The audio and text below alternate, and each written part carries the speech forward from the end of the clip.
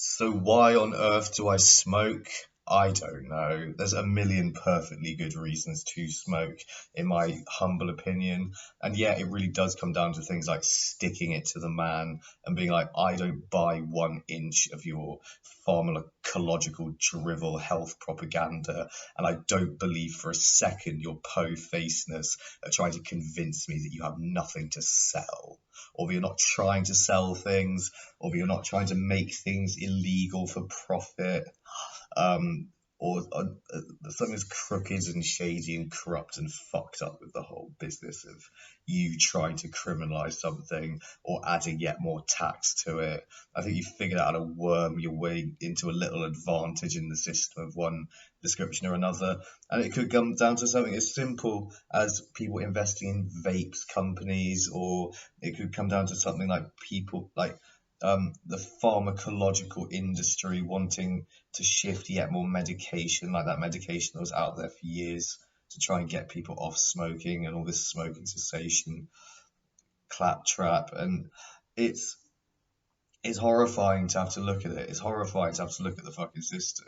Because here we are in Great Britain, where 13% of people smoke in the United Kingdom, apparently, and over 30% of people in France smoke. Over half, like over twice as many French people smoke as British people do, apparently. Yet the French live slightly longer than we do. And there's other things like the Dutch also, I think they smoke quite a bit more than we do. They live longer than we do. You know, we are an unhealthy fucking nation compared to most nations in Western Europe. And the major reason for this, I think, is because we have healthcare free at the point of need. Healthcare needs to cost something at the point of need. It can be subsidized if you're poor, sure. You can be, helped out financially with it, but it will have to cost something ultimately, because you should look after yourself. Your health should be your responsibility, not the responsibility of the state. And we actually have a very dysfunctional and very bizarre health system in the United Kingdom, and I don't think it's really anything to be proud of at all. And yeah, we fetishize healthiness and healthy lifestyles. And look at me, I'm a smoker. Like, do I look unhealthy to you? Like, particularly? Really? I'm in quite good shape, I think. I've got quite broad shoulders and big-ish arms at the moment. Well, not big, but I mean, like, strong. I am strong. I did 70 press-ups this morning, and I didn't really break a sweat. I just stopped doing press-ups because I was bored of doing press-ups. Don't know how many I could do. Maybe I could do 100. I'm trying to see how many press-ups I can do. Not tonight, though. God, I'm rambling. But yeah, it's health freakishness. It's authoritarian. It's very much kind of saying that your health is not merely an issue for you. It's an issue for everyone else in society, because you should be fit and healthy, and you should contribute to society to keep everyone else fit and healthy, and all this communist nonsense. And it's like, and it's always like on a level society owns you, or like you're property of the state. That's kind of what it smacks of being to me. Having been shunted around by the system enough in my time, yeah, you're kind of treated like livestock by it. And it's not an issue to do with, doctors being private individuals trying to make a good living by helping people. But yes, demanding money, obviously, for doing so. It's almost like doctors are these saintly individuals who almost give up their time almost for nothing, except they're obviously not making nothing. It's obviously still funded by the taxpayer. And, smoking cessation and blaming everything on smoking is the stupidest thing in the fucking world. There's a bazillion factors that play into, and like formaldehyde, for one thing. Like, yes, tobacco smoke contains formaldehyde, but guess what else contains formaldehyde? All building materials. Yes, we're all treated with formaldehyde. All the stone and the wood is treated with formaldehyde, and the paint probably contains formaldehyde to prevent bacteria and mold growing on it. And so it's laced with poison, basically. So yeah, they lace the. Look at me here, vaping like an idiot. I know, like I've got myself into a situation where I was in a quit smoking attempt, and again, the thing that lured me into the quit smoking attempt is like I know it's all going on tax money. I know the inordinate sums of money that tobacco costs in this country, like 20 quid for 30 grams of the fucking shit. Is not good. It's not good enough. I don't want it going back into the fucking system and lining the pockets of the fuckers who like rallied to make it this financially debilitating in the first place. They don't deserve a reward for that. They don't deserve a reward for it because it, like, ultimately, people who are going to smoke will smoke, all right? And yet they will drive themselves into poverty to smoke. It's a cruel system. It doesn't help health and longevity. It increases stress in people, which also contributes to a shorter lifespan. That's probably part of the reason why we have a shorter lifespan than the French. And they have one of, if not the best healthcare system in the world in France.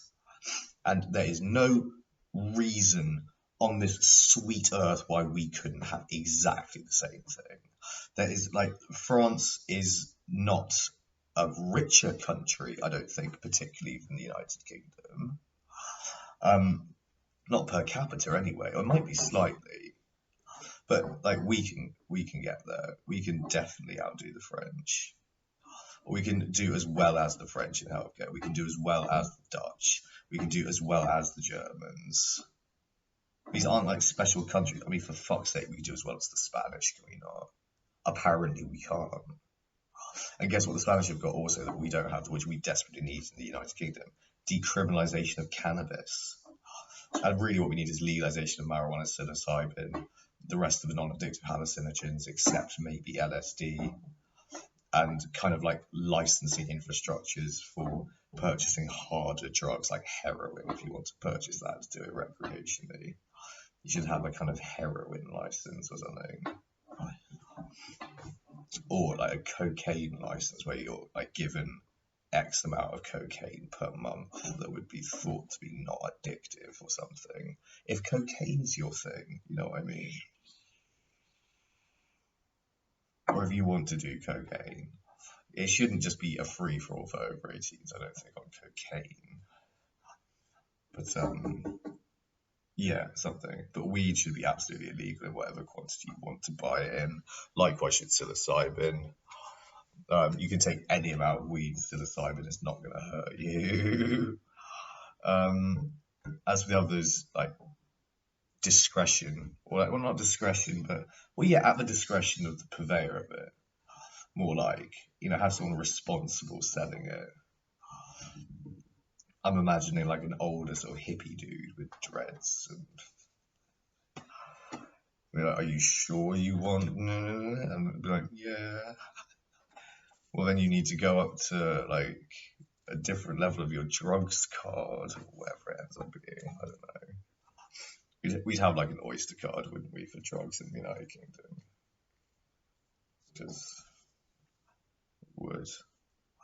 But yeah, like part of the reason for smoking is because of the rebelliousness of it. Obviously.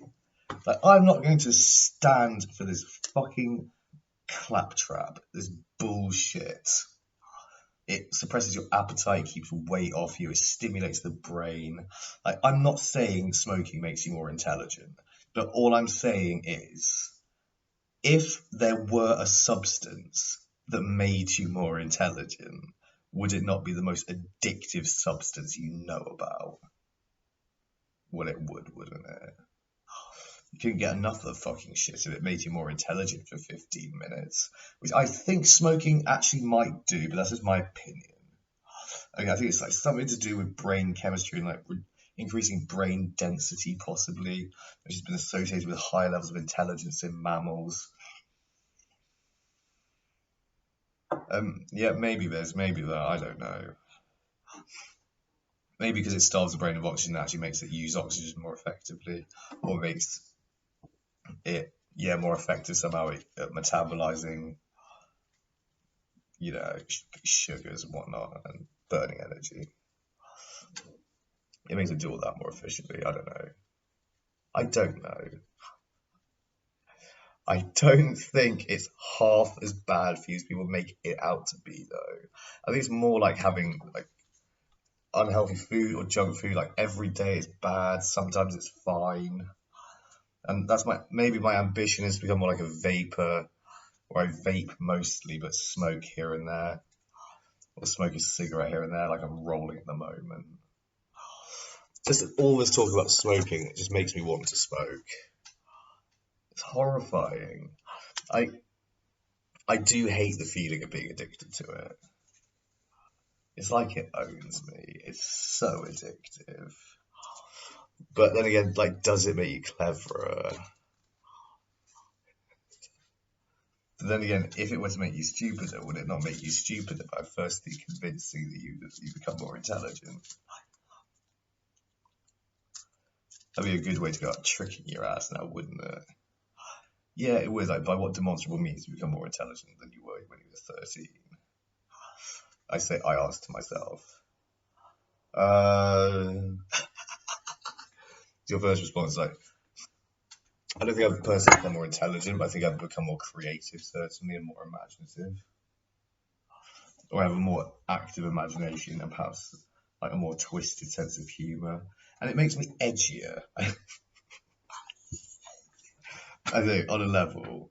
And it is like saying like fuck you to the man, because I don't think it's so fucking bad for you. I really don't.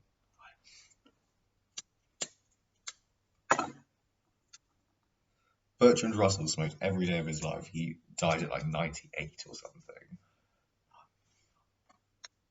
He lived to be a very old man. To a ripe old age, smoking his pipe till his dying day, I bet. And not falling for any of the super. Oh, it's so good. Mm. Mm. Oh. Mm. Oh, I love it. I love it to bits. It's such a nice feeling. I know it causes stress to make you smoke to relieve stress. I know. I don't care. That's the genius of smoking, though. But then again, like, what a plant, what a chemical, what a thing to have thought to do, not thought to do as a plant, but what a way to have evolved. That's more like it.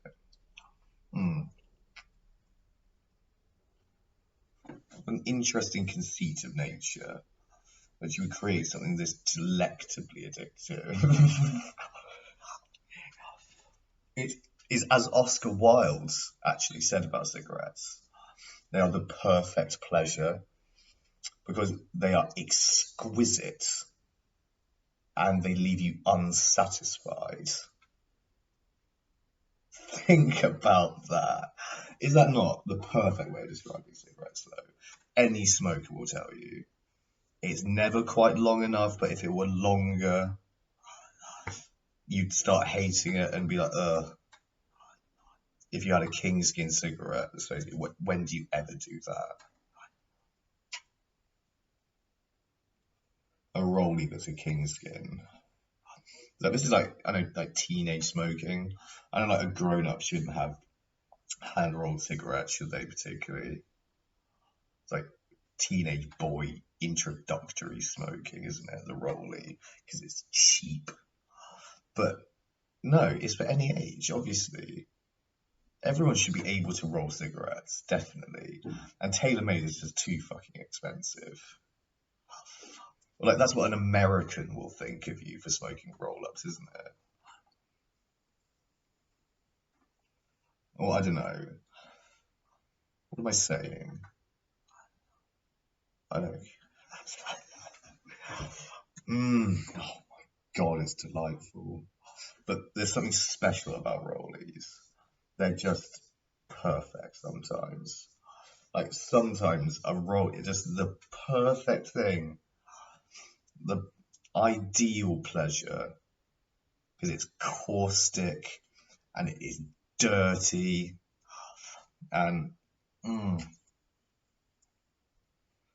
and it's gritty and it's smooth and lovely, delicious ciggies. That's all I think about, or just like that slight head rush, slight nicotine rush, and it's after not having had one for a while. Certain cigarettes, man, totally.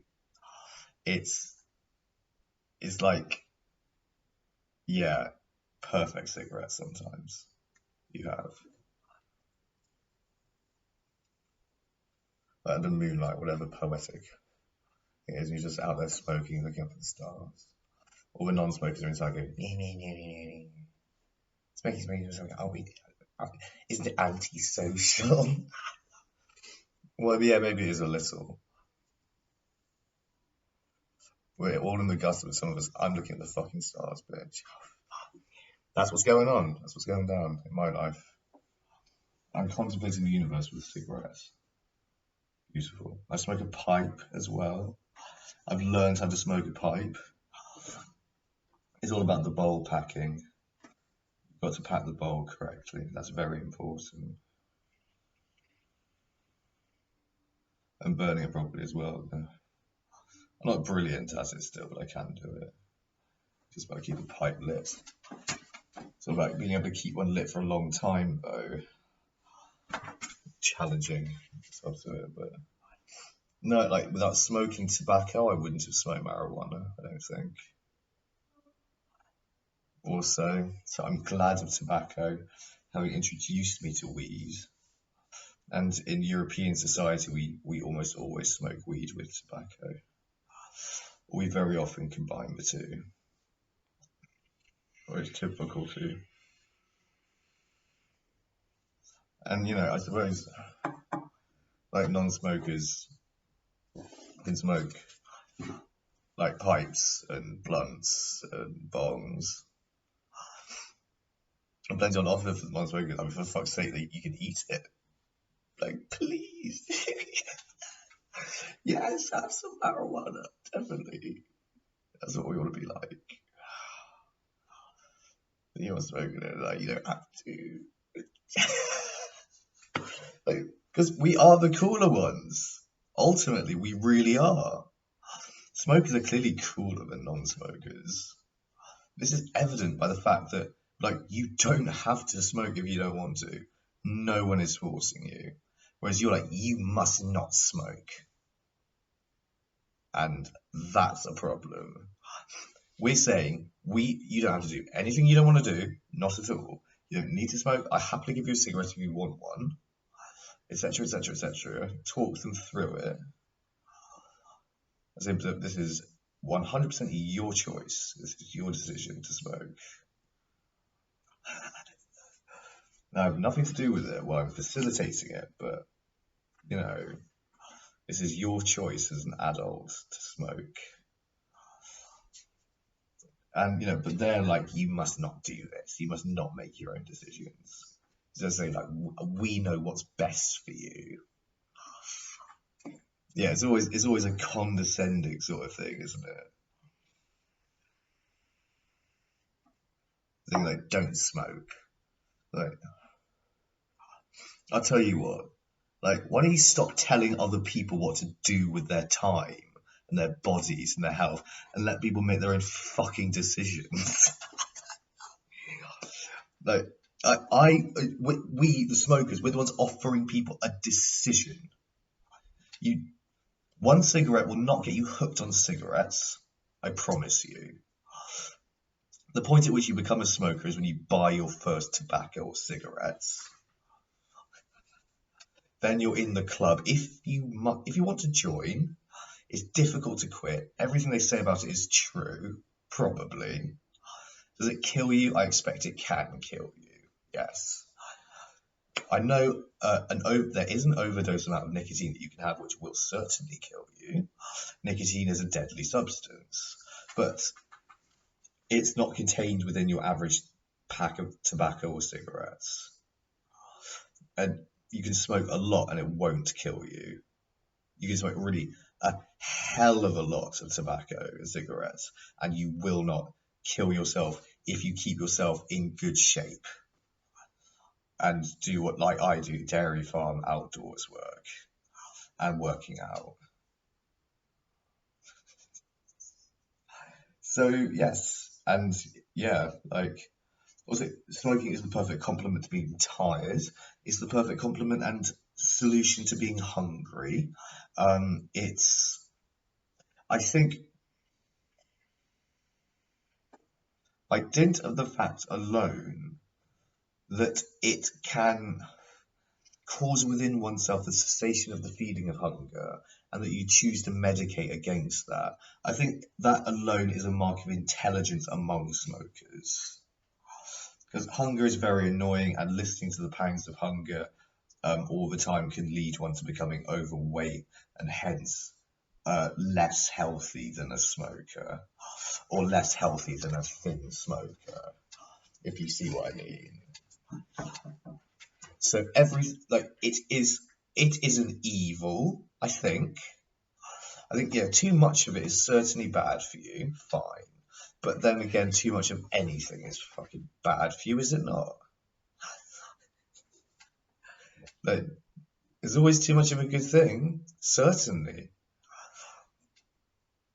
The solution is like might be not to smoke 50 cigarettes a day. Maybe try and cut it down to 25 or 10.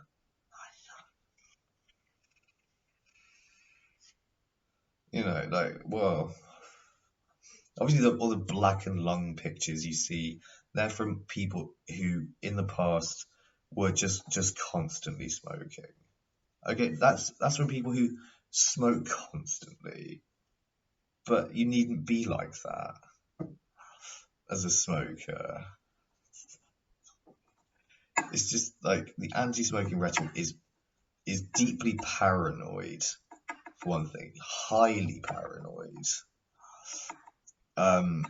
Deep authoritarian, wants to be evangelistic. It's almost like it's a cultish thing. It's something that seeks to establish divisions in society between groups of people, between the smoker and the non-smoker. And the non-smoker is on top; they're the majority. That's most people. And you got the smokers on the bottom, scuzzy fucking low life, waste of space smokers clogging up the system with their fucking health problems and my taxpayers' money and I'm gonna live longer and be yet more of a burden on the system, hence. We're still gonna retire at 65 like the rest of us, and we're gonna live less long apparently. So who's the great burden on the system? I think you'll find it's you, actually. We've got an aging population, actually. Yeah, it is a problem. We've got an overburdened health systems as a result of it. But, things being what they are, this is the paradigm. This is the point upon which it all coalesces. It all coalesces, by the way, upon points of individual liberty versus the power of the state. That's really what this focuses on in my mind. And I see the act of smoking a cigarette something akin to an act of civil disobedience and something akin to an act of rebellion. And in that, I find dignity. I find dignity. Yeah, I'm not afraid to use the word dignity in my ability to smoke, my ability to hold and harness fire. Which I adore. Which I love, like all my clippers, my collections of lighters and things. And having things, the accoutrement for smoking. I love it all. I love the paraphernalia. I love the Bernie bit back for. I love smoking too much. I love smoking too little bit, and then not smoking for a bit, and then smoking. I love it all. I even love vaping. I think that vaping is a positive thing. I think it's a good thing in the world. It introduces people to smoking. But most of all, it kills people. So it's perfect. It's a great thing. Yeah, it kills you. So it's good. Why be selfish with life anyway? I want to live a really long time. Why not just live a full life?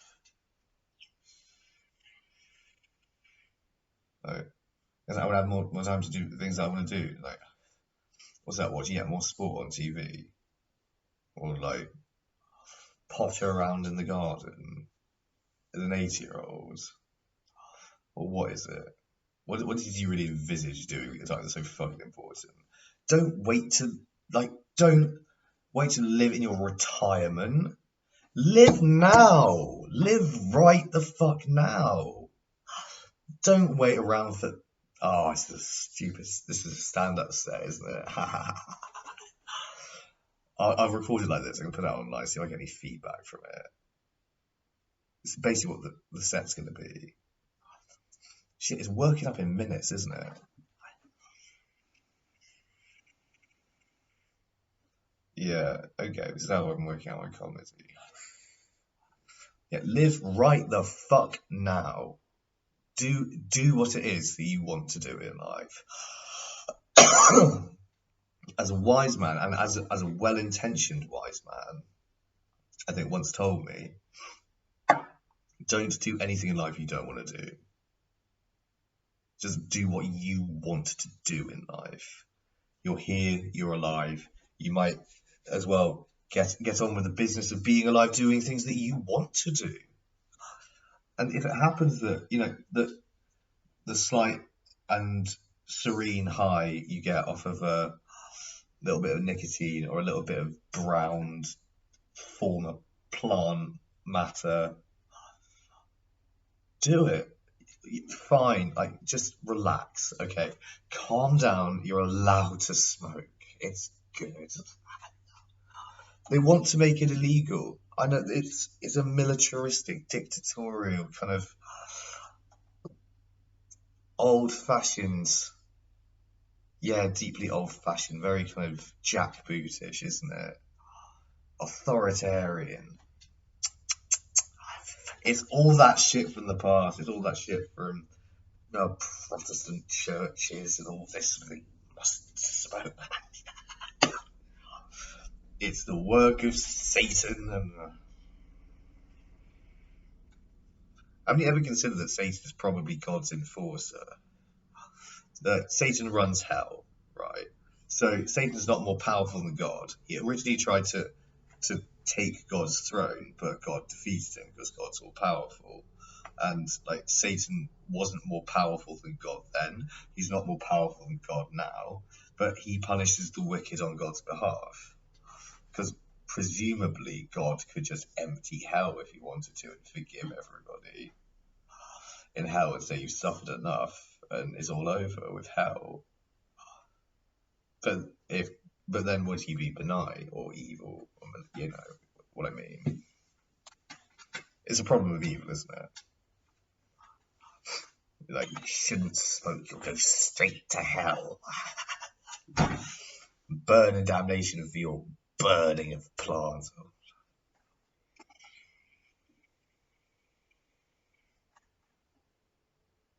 Paranoia. Paranoia. Deeply paranoid, I suspect, is what society is. It's just the truth. The most paranoid people are the people who've never smoked weed. That is what you must consider.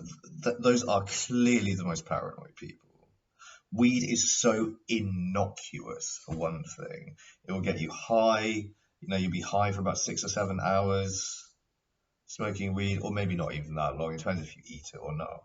And yeah, you could feel all sorts of things. You could feel afraid at times. You could feel happy and giddy at times.